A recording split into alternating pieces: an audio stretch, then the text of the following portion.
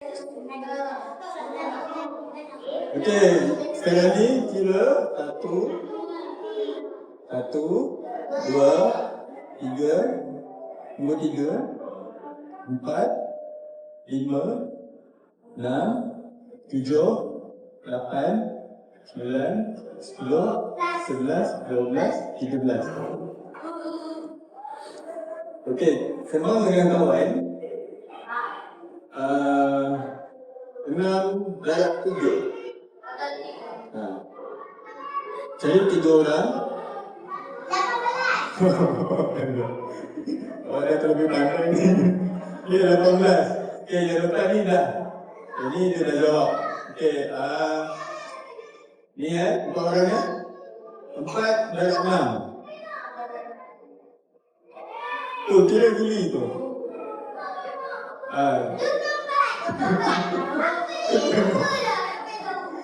Dia begitu.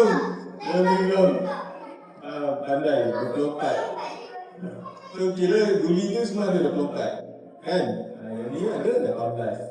Okay, yang ni 1, 2, 3, 4, 5, 6. 6 dan 6. Okay, cuba kira guli kat tangan, lepas tu tambah dengan kawan-kawan. Okay. Lagi 7, 8. Sambung lebih nombor. Awak dah? 1, 2, 3, 4, 5, 6 kan? Okay, sambung lebih nombor. Tak, sambung selepas 6, 7. Okay, sambung 7. Sampai 6 kali. Macam 6.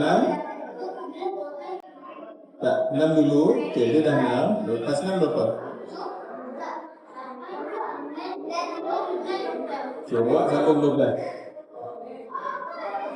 12. 18. Okay, sambung lepas 18. 19. 20. Lagi? 21. Okay. Pandai. 24. 25. 70. Okay, lepas 30.